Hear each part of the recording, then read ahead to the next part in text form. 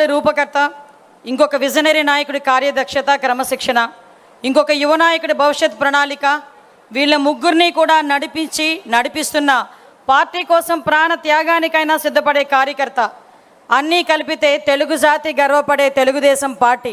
ఆ తెలుగుదేశం పార్టీ ఏటేటా జరుపుకునే ఈ మహానాడు నిజంగా ఒక పండుగ, ఒక జాతరనే చెప్పాలి.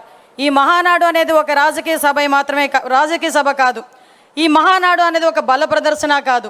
ఈ మహానాడు అనేది తెలుగు జాతి గురించి పెట్టిన పార్టీకి దిశానిర్దేశం ఇచ్చుకొని ఈ రాష్ట్ర భవిష్యత్ ప్రణాళికను ఏ విధంగా తీసుకెళ్లాలని చెప్పడానికి ఉపయోగపడే ఒక సభ అని చెప్పి మనందరం కూడా తెలుసుకోవచ్చు.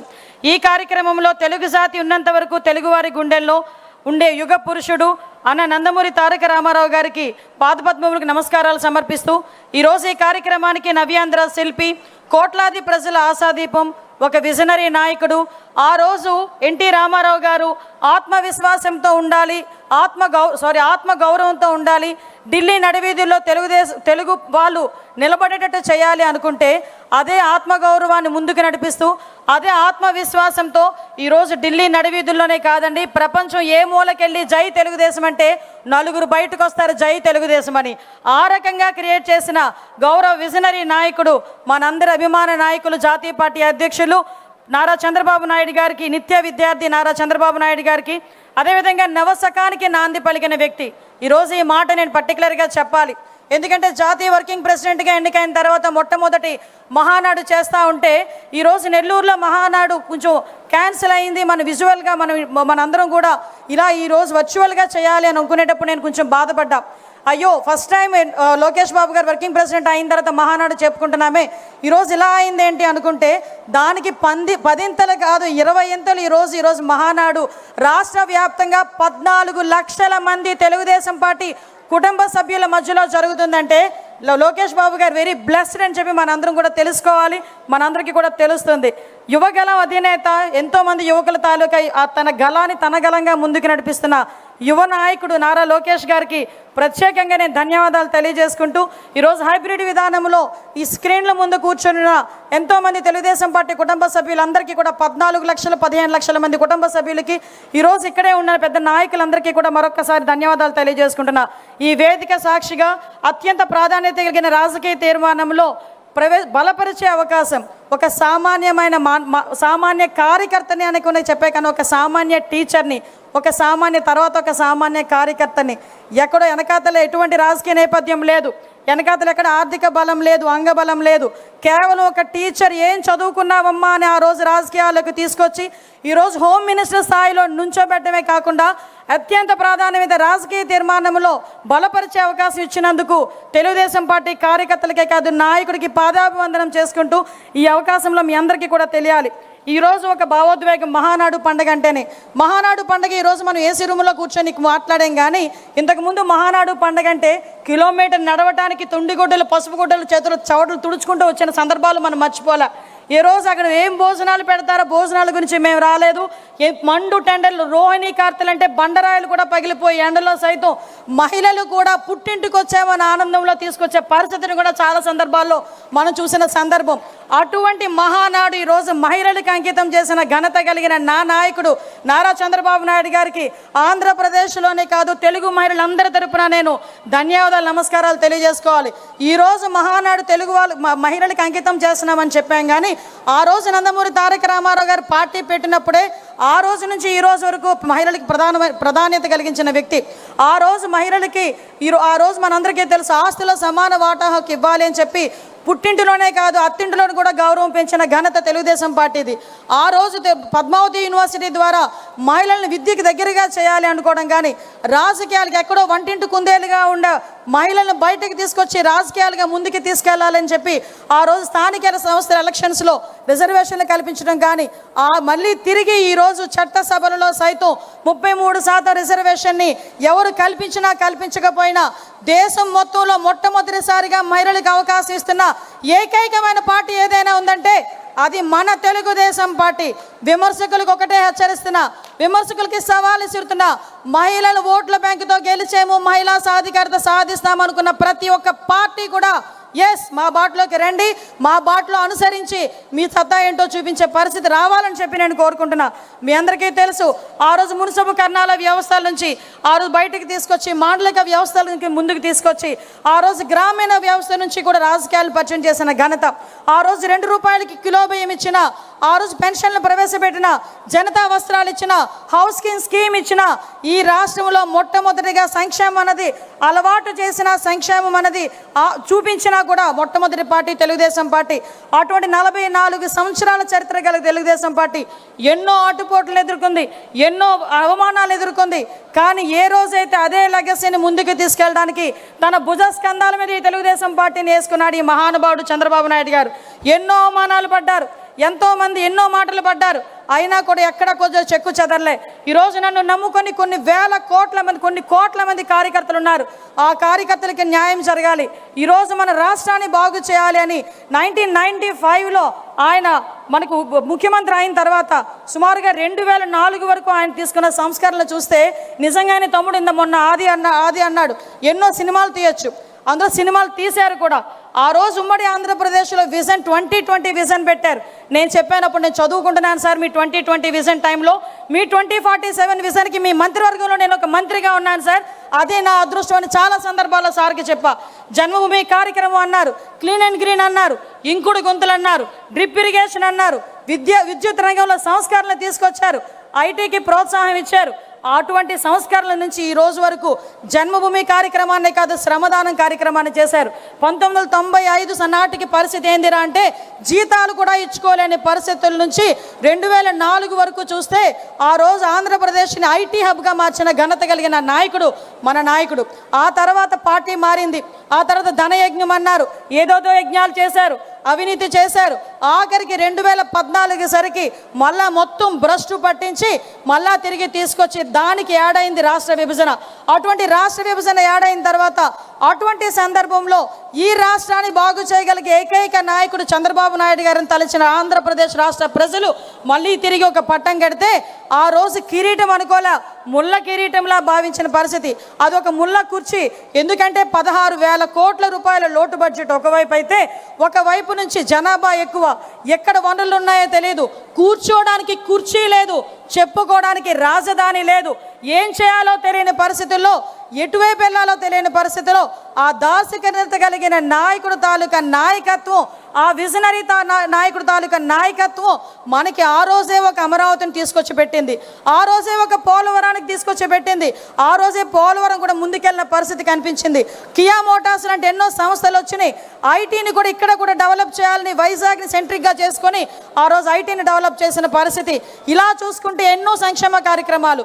ఆ రోజు డబ్బులు లేకపోయినా 200 రూపాయల నుంచి 2,000 రూపాయల వరకు పెన్షన్ పెంచిన ఘనత కూడా గౌరవ ముఖ్యమంత్రి గారిది. పసుపు కుంకుమ ఇచ్చి ఆడబిడ్డలు ఆదుకున్న పరిస్థితి కూడా గౌరవ ముఖ్యమంత్రి గారిది. ఆ రోజు నుంచి ఈ రోజు వరకు కూడా మనం చూసుకుంటే ఎన్నో సంస్కరణలు తీసుకొచ్చారు. తర్వాత స్టార్ట్ అయిందండి అసలు బ్యాండ్ బాజా.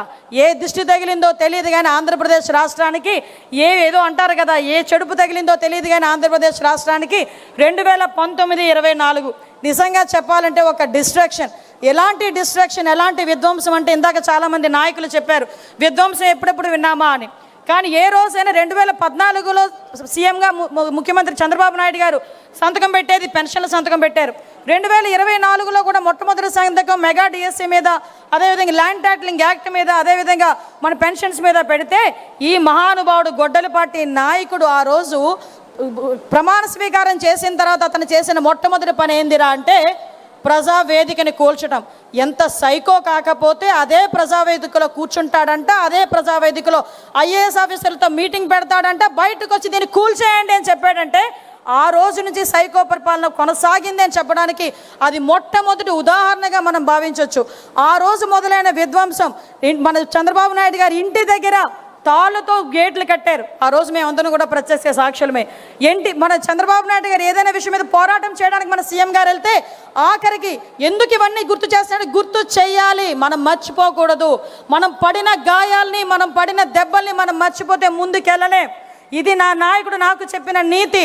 కాబట్టి మీ అందరికీ కూడా ఈరోజు చెప్పాలని ఉద్దేశంతోనే చెప్తున్నా. ఒక 5 నిమిషాలు టైం తీసుకొనైనా ఎందుకు చెప్తున్నానంటే ఆ రోజు కట్టిక నేల మీద ఎయిర్పోర్ట్లో ఎన్నో సందర్భాల్లో కూర్చున్న ప్రత్యక్ష సాక్షులు మేము ఇక్కడ ఉన్న వాళ్ళందరం కూడా అదే రోజు ఎన్నో అవమానాలు పడ్డారు.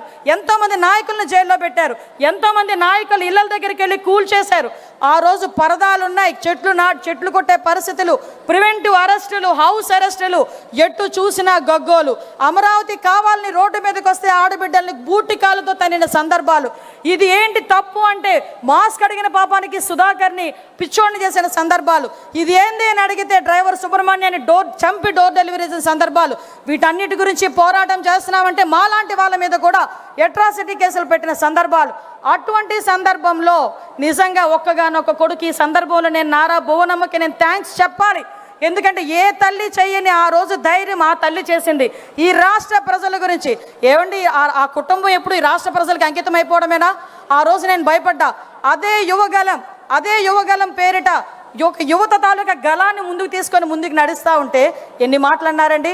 చేతిలో మైక్ లాక్కున్నారు, నుంచున్న స్టూల్ లాక్కున్నారు, వేసిన స్టేజ్ లాక్కున్నారు, బయటకు వస్తే కరెంటు తీసేశారు, ఒక సరైన ప్రొటెక్షన్ ఇవ్వలేదు, రాళ్ళు ఇసిరేవాళ్ళు, గుడ్లు ఇసిరేవాళ్ళు. అయినా అన్నిటికీ తట్టుకున్నాడు ఆ పెద్ద మనిషి.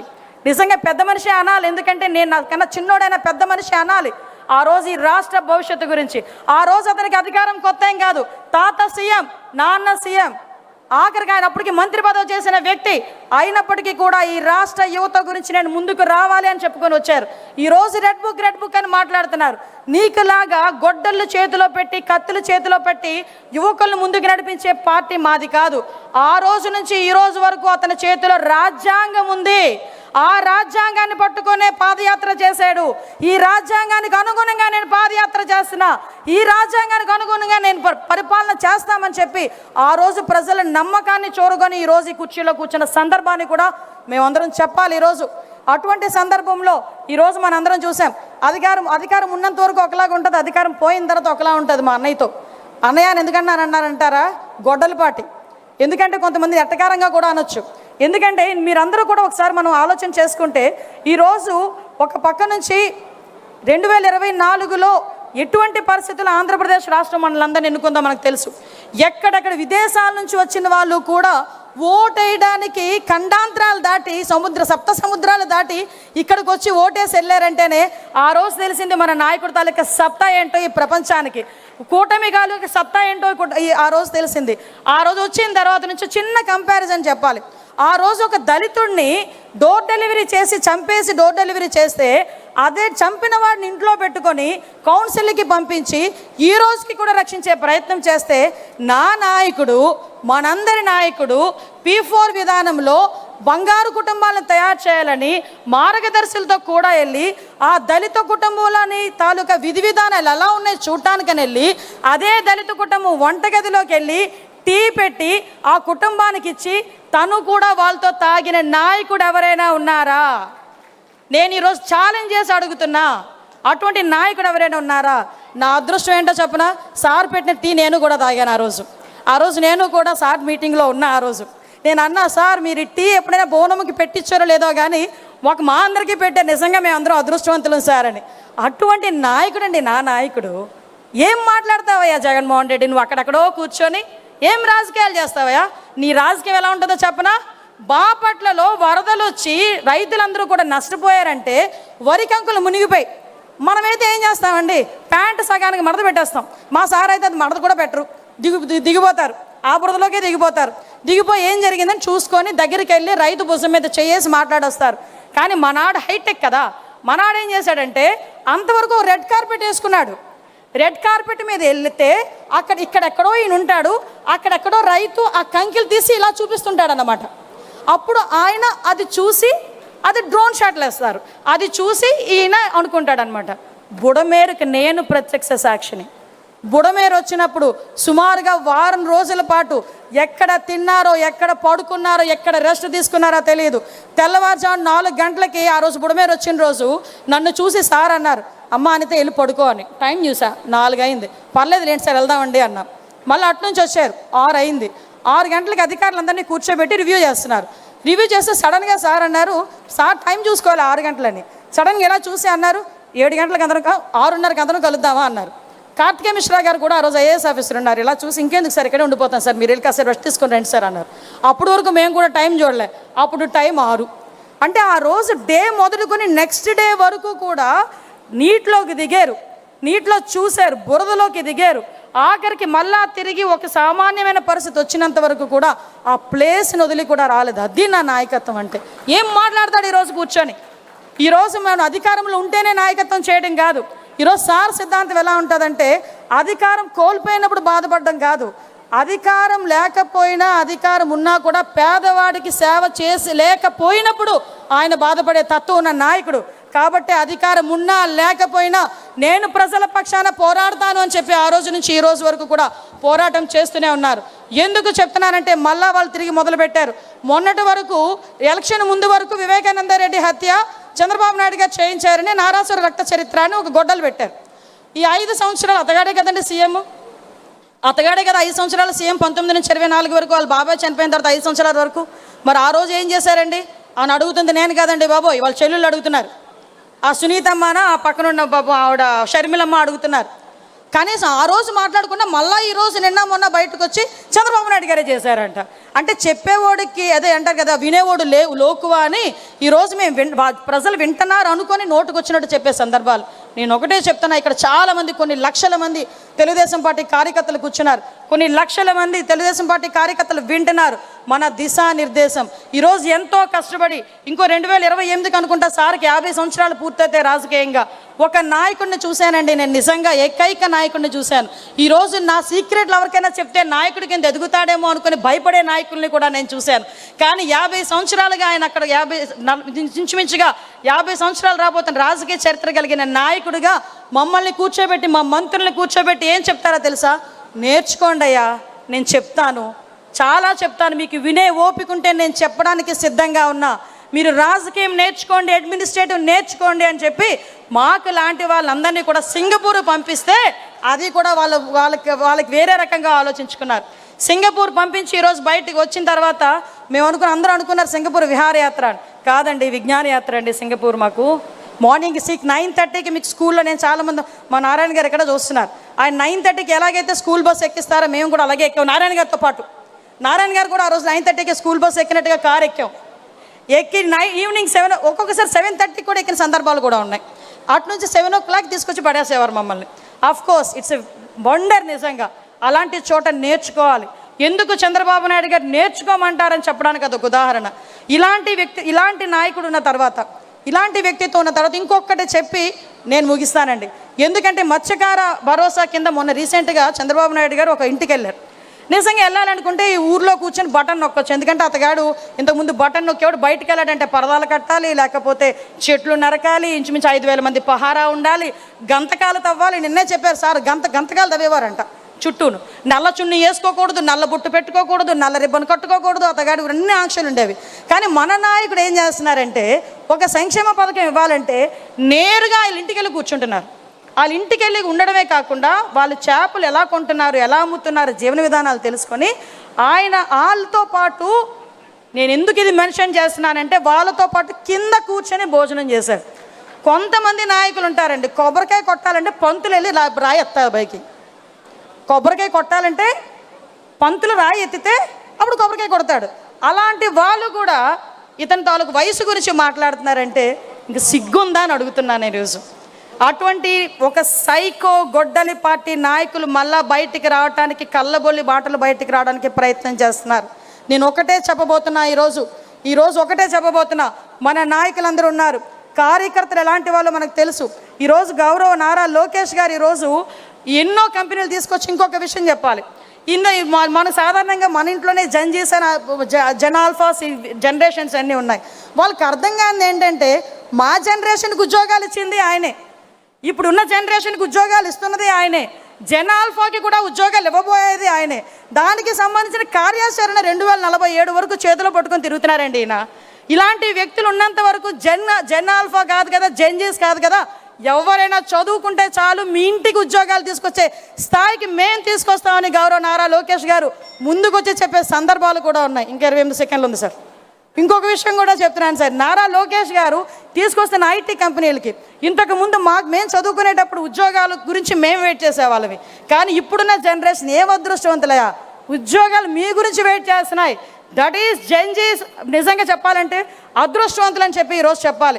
అటువంటి నాయకులు ఉన్న చోట, అటువంటి నాయకత్వం పనిచేస్తున్న చోట దీన్ని నిలబెట్టుకోవాల్సిన అవసరం ఉంది, దీన్ని సస్టైన్ చేయాల్సిన అవసరం ఉంది. మన రాష్ట్రం బాగుపడాలన్నా, మన కుటుంబాలు బాగుపడాలన్నా, మన విలువలు పెరగాలన్నా, మనం గౌరవంగా బతకాలన్నా ఈ ఎన్డీఏ కూటమి గవర్నమెంట్ ఈరోజు ముందుకెళ్లాల్సిన అవసరం ఉంది. ఇంకో 15 సంవత్సరాలు కాదు, 20 సంవత్సరాలైనా ఇదే గవర్నమెంట్ ముందుకెళ్తేనే 2047 నాటికి ప్రపంచంలోనే మొదటి స్థానంలో ఆంధ్రప్రదేశ్ ఉంటుంది అని రాసి పెట్టుకోమని ఈ మహానాడు సాక్షిగా చెప్తున్నా. దీనికి ప్రతి ఒక్క కార్యకర్త కూడా ముందుకు రావాలి. ఇప్పుడు జరిగే ప్రతి ఎలక్షన్ మనదై ఉండాలి. ఇందాక చంద్రబాబు నాయుడు గారు వీడియో ఒకటి వేస్తున్నప్పుడు చంద్రబాబు నాయుడు గారు నేను అని చెప్పినప్పుడు ఇక్కడ ఉన్న వాళ్ళందరం కూడా క్లాప్స్ కొట్టాం. ఆ మాట పదే పదే పదే పదే వినాలి అని చెప్పి ఇక్కడ సంకల్పం తీసుకొని వెళ్దాం. ఆయన ఎవరేం చేయగలరండి? 24 క్లైమోర్ మైన్స్ ఏం చేయలేకపోయినాయి. ఆయన దృఢ సంకల్పం అలాంటిది, అతని తాలూకా తపన అలాంటిది. మనకి ఏదైనా మంచి చేయాలని తపన, అటువంటి తపన కలిగిన నాయకుడు, తపన కలిగిన యువ నాయకుడు సారథ్యంలో ఈరోజు మనందరం పనిచేస్తున్నాం. దీనికి మనందరం గర్వపడుతూనే దీన్ని ముందుకు తీసుకెళ్లే బాధ్యత కూడా మనందరం కూడా తీసుకుందామని మీకందరికీ కూడా తెలియజేసుకుంటూ, ఒక మంచి రాజకీయ తీర్మానం, ప్రెస్టేజ్గా ఉండే ఒక రాజకీయ తీర్మానం మీద మాట్లాడే అవకాశం, దాన్ని బలపరిచే అవకాశం ఇచ్చినందుకు మరొక్కసారి మీ అందరికీ కూడా మనస్ఫూర్తిగా పాదాభివందనం చేసుకుంటూ, నా నాయకుడికి, నా పార్టీకి నేను, నా కుటుంబం ఎల్లప్పుడూ రుణపడి ఉంటామని తెలియజేసుకుంటూ సెలవు తీసుకుంటున్నా. జై హింద్, జై తెలుగుదేశం.